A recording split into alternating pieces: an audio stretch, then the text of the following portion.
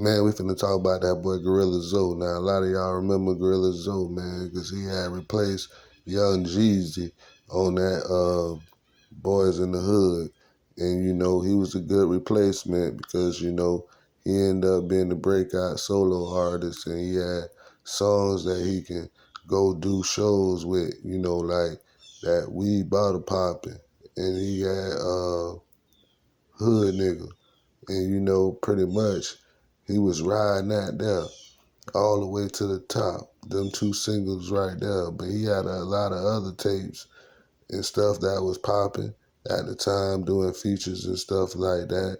But them two songs right there was them big joints that everybody had to request. But you know what I mean? We gotta break down what happened to Gorilla Zoe, man, because it was hard for Gorilla Zoe, man. You know what I mean? He came out in like 2006 when he replaced Jeezy. And then, he had to fill a lot of shoes because, a lot of niggas were hating. Niggas was like, man, where they get this nigga from? And, nigga never really heard of no Zoes coming up out of Atlanta. You know what I mean? So niggas was like, man, where they get this nigga from, man? You know what I mean? They should have put Trick Daddy or some real niggas in the group. You know what I mean? From the get-go. And, he was over there with Bad Boy South. And, everything they did with Nitti was a success because he put, Young Jock in the mix and, everything popped off from there. It was all about Gorilla Zoe and Young Jock and T Nitti. And Nitti kept dropping them hits, you know what I mean? And what ended up happening was that money came up short. And when that money came up short, man, you know how that shit does go, man. That nigga Gorilla Zoe was like, man, I can't be taking no more losses, dog. I gotta go and move on because he came in the game well around the time he was able to drop like 2, 3 tapes. And then it was all about mixtapes, you know what I mean? And people used to use his name to like book shows, different booking agents and stuff like that. And a lot of money was getting stole from him at that time when, everything crossed over from mainstream to mixtapes. You know what I mean? You had promoters saying that they was down with Gorilla Zoe and booking up a lot of shows and they was running off with the money and they had Gorilla Face looking real bad in the streets of Atlanta. But he eventually moved and everybody that was putting like lawsuits on him, he was cleared of everything. And he was doing shows in and out of the southeast region, from South Carolina all the way back to Alabama, you know what I mean? But what really had done got real bad for him when he went to a show one time and some niggas was acting up in the crowd and the security wasn't doing nothing about it and the dudes were jumping on stage. Gorilla Zoe had to go handle the security work. You know what I mean? He was rapping and being in security, slanging a nigga around, kicking a nigga out the venue, and going back in the venue and shutting the door and keep rapping. And anybody that was being a disturbance to the show, he was kicking them out. And he had his own niggas with him, and they wasn't even helping him. You know what I mean? They was like, man, this nigga Gorilla Zoe can go anywhere. You know what I mean? Because them niggas in South Carolina let him do that at a show by himself when he was going to pick up some money and doing a live event.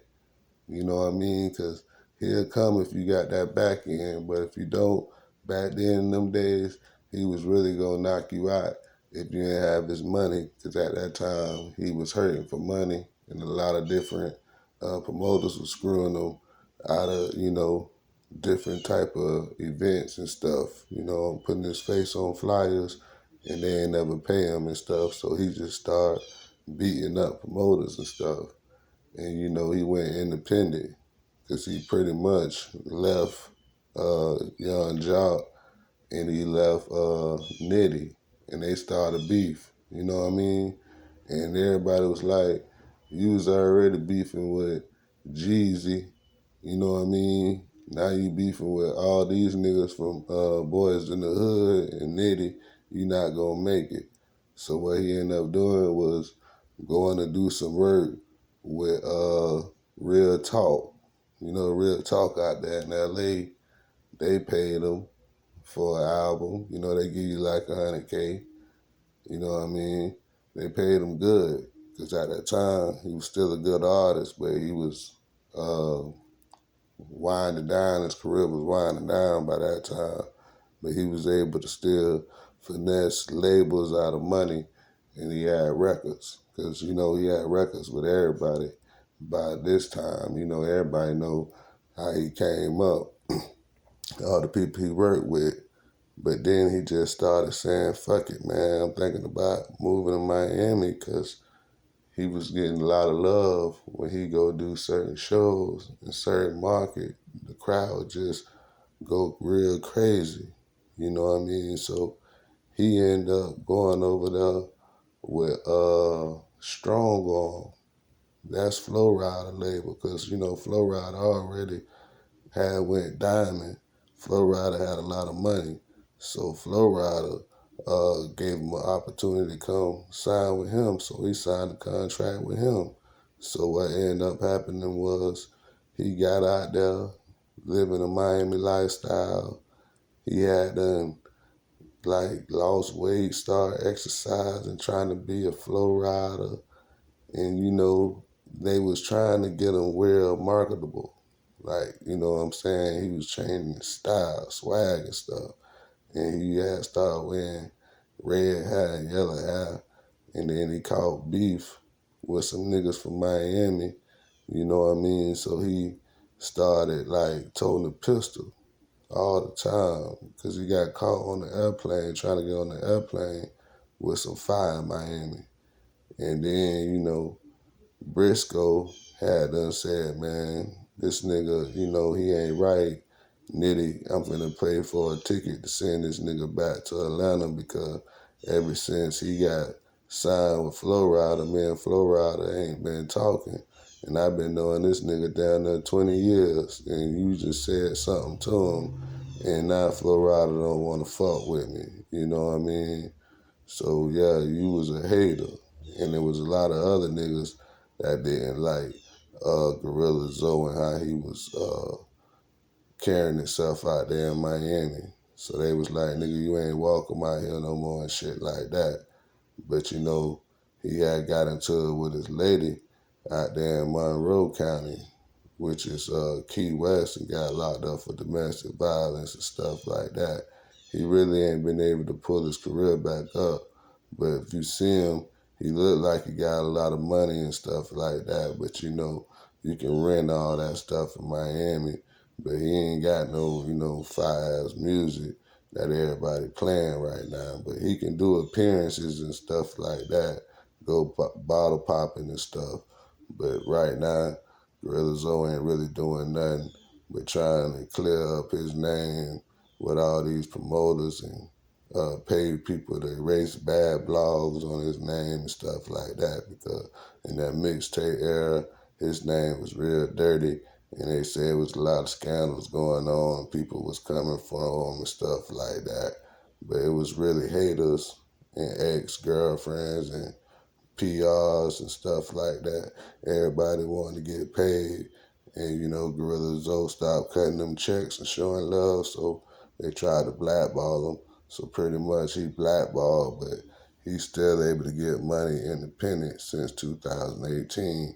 He went all the way independent, you know what I mean? But y'all might hear some new music from him or see him doing some shows, whatever. But really, nigga ain't checking for Gorilla Zoe.